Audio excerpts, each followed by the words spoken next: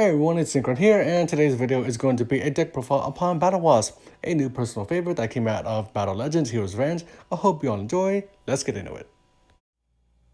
For the monsters, we run Battle Wasp, Rapid Fire. When this card is over, summon target a level 3 or lower insect monster in your grave, special summon it, and special summon that monster in defense position. If this card in its owner's possession is destroyed by an opponent's card, you can special summon one Battle Wasp monster from your hand or deck. You can only use each effect once per turn. Next up, the tuner of the deck, as well as the Foolish Burial target, Battle Wasp Sting the Poison. If this card is over somewhere special summoned, which we can do with Rapid Fire. If this card is over somewhere special summoned, add one Battle Wasp monster from your deck to your hand except itself. Quick effect, you contribute one other insect monster, then target an effect monster your opponent controls. It has its effects negated until the end of this turn. What effects, what return. And for the, I guess you could say, effect damage monster of the deck, Battle Wasp Dart the Hunter, one of my personal favorites. As like I said, it actually allows us to get more damage onto our opponent's life points. When your Battle Wasp monster destroys an opponent's monster by battle that is owned by your opponent, you can discard this card and inflict damage to your opponent equal to the original attack of that monster's inflict damage to your opponent's life points equal to the original attack of that monster. And you can target one other insect monster you control. It is treated as a tuner this turn. Also, you cannot special summon monsters from the extra deck except insect monsters.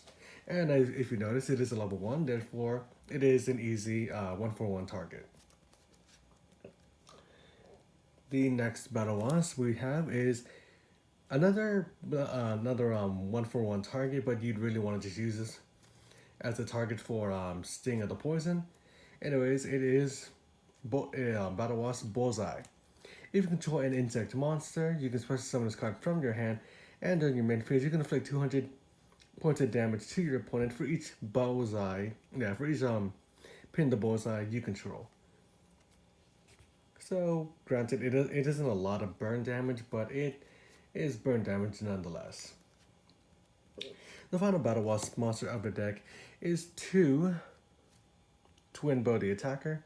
During your main phase, you can special summon this card from your hand. Also, you cannot special summon other monsters from the extra deck this turn, except insect monsters. You can only use this effect of Battle Wasp Twin Bow the Attacker once per turn, and this card can attack a second time during each battle phase. The other monsters we run in the extra deck, the other monsters we run in the deck. 3 Primitive Butterfly. It's a level 5. It's a free special summon as long as you control no monsters. And once per turn, you can increase all insect monsters you control by 1. So, easy for the level adjusting, for a free special summon, and if you want, just go for the link summon. Next up, we run 3 Worm Warrior. As Tekipede, the Worm Warrior. Level 4 Earth. This card cannot be normal summoned or special summoned. This card cannot be special summoned except by removing from play one insect monster from your grave. When this card inflicts battle damage to your opponent, you can send the top card of their deck to the grave. The final 2 insect monsters we run is Howling Insect. When this card is destroyed and sent to the grave as a result of battle, you can special summon one insect monster with 1500 or less attack to your side of the field from your deck. Then if you do, shuffle your deck. And for the final monster lineup of the deck, 2 Effect Veiler just to stop your opponent from activating their Yugioh or whatever other targets you feel is necessary. But that'll do it for the monster lineup, and I will say for the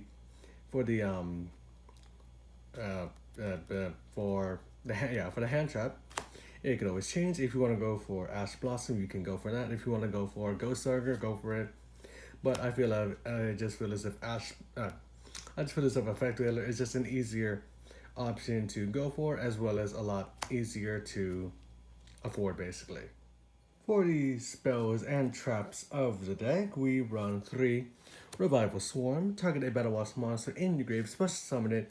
You can banish this card from your grave, then target one insect monster you control. It cannot be destroyed by battle or card effect until the end of this turn. You can only activate.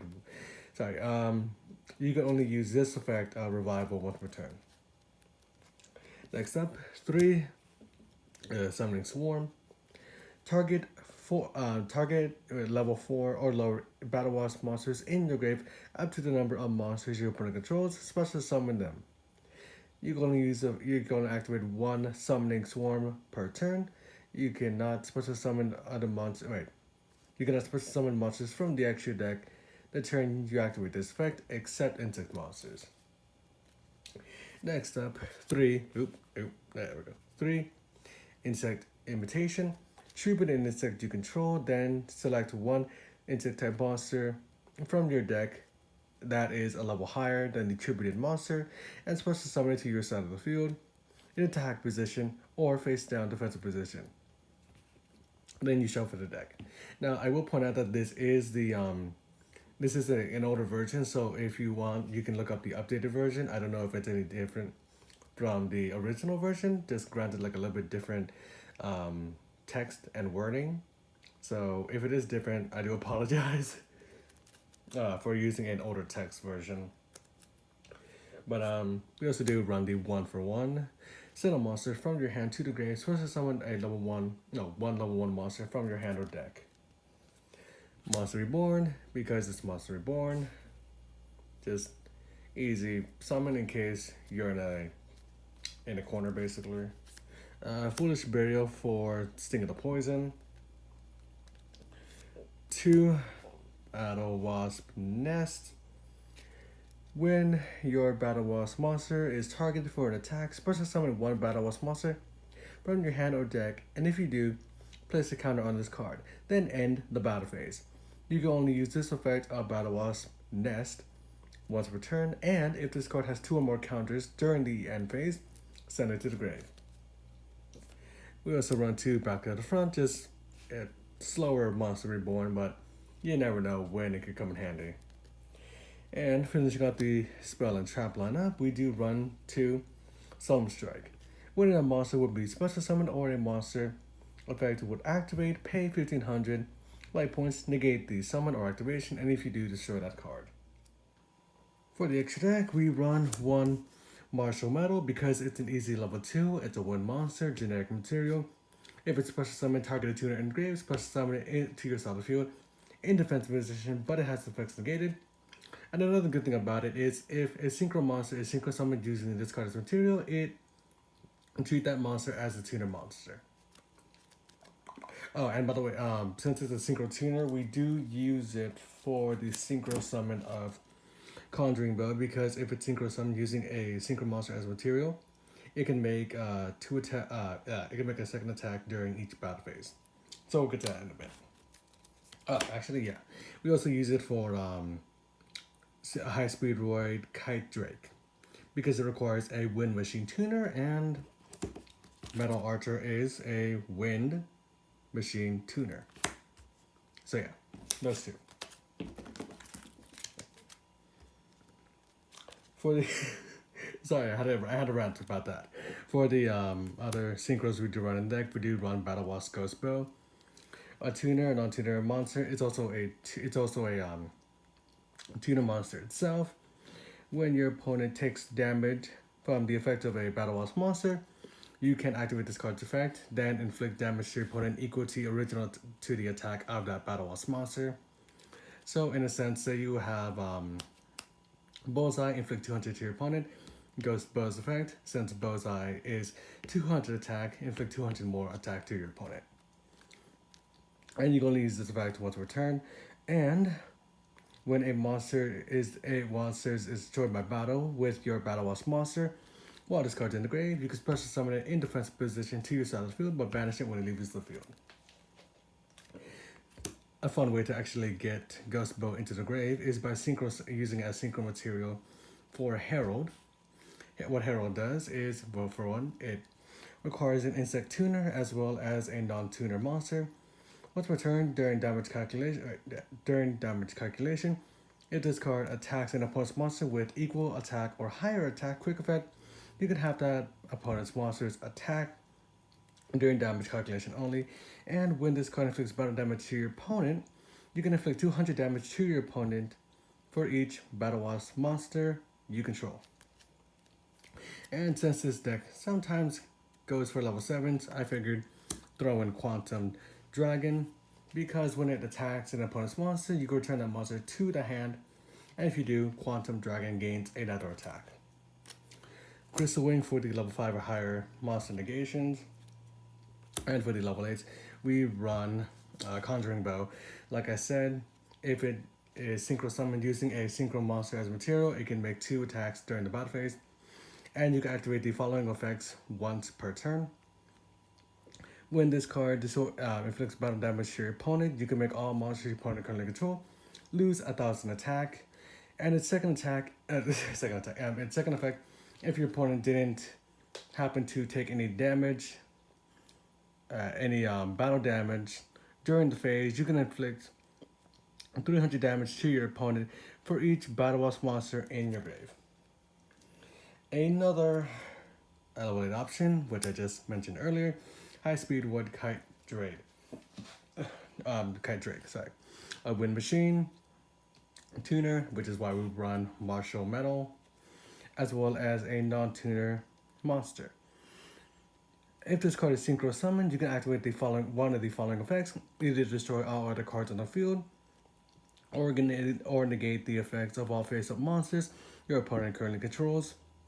And if this card in its owner's possession is sent to your grave by an opponent's card effect, you can add 1 Speedroid monster from your deck to your hand. Now here's the thing, we only use the first or second effect, we don't use the last effect for the Speedroid searching, if I'm correct. Yeah, for the Speedroid searching, because we do not run Speedroids in this build. However, I will be planning a Speedroid Battle Wasp build in the future, so do keep that in mind. The final synchro monster we do run is Battle Wasp Armageddon. 1 tuner, 1 non-tuner one tuner, 1 non-tuner. If this card is special summoned, you can banish all insect monsters in your grave. Then if you do, all monsters your opponent currently control lose 500 attack and defense for every banished insect monster. If it attacks a defense position monster, inflicts piercing damage, battle damage. And if the synchro summoned card is in its owner's control is destroyed by an opponent's card, you can special summon 3 of your banished level 11 or lower insect monsters. For the links, we run 1 Link Karibo, mainly for Bullseye, just to get Bullseye into the grave and have that free protection. We also do run 2 of the new High Speedroid Rubber Band Shooter, mainly for the Link arrows, but I will read its effect anyway. 2 Wind Monsters. During your main phase, you can immediately have this card's effect resolved. Normal summon 1 Wind Monster. Also, you cannot special summon monsters from the extra deck except synchro monsters, which is okay for the deck. And you can banish a Wind Synchro monster from your extra deck. You reveal 2 Speedroid monsters with different names from your deck, whose total levels equal the level of that synchro monster. Then your opponent randomly picks 1 to add to your hand, and you send the other to the grave. Like I said, we are going to make a Speedroid build in the future, so do keep that in mind. But either way, it's just good for the Link arrows, really. And if you want to go for rank 4s, I would highly suggest Evil Swarm Extinction Knight, just to blow up the field, and finishing it off the extra deck Castel, just to return a monster from your opponent's field. Return a monster from your opponent's field back to their hand. If you want more options for monsters to run in the main deck, I would actually suggest 2 Marine, the True Draco. I can't read. True Draco Phoenix. Why? Because for one, it's a wind. The level doesn't really matter, and if this card is in your hand, you can destroy 2 other monsters in your hand and or face up on the field, including a wind monster. And if you do special summon this card, and if you do that, and both monsters were wind monsters, you can also banish exactly 4 cards from the top of your opponent's deck.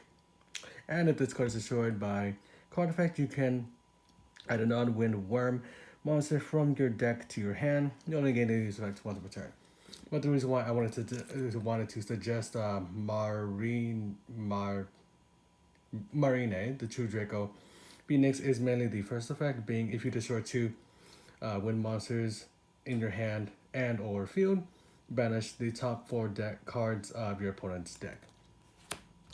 But yeah, I mean, if it is like a fun way to actually play Battle Wasp, if you do feel as if including this monster in your deck, in your build is necessary. But yeah, that's just a little suggestion.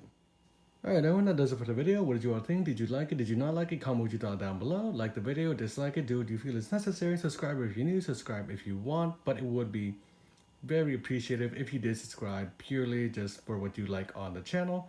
And like I said, comment what you thought down below. Share the video. See you all next time.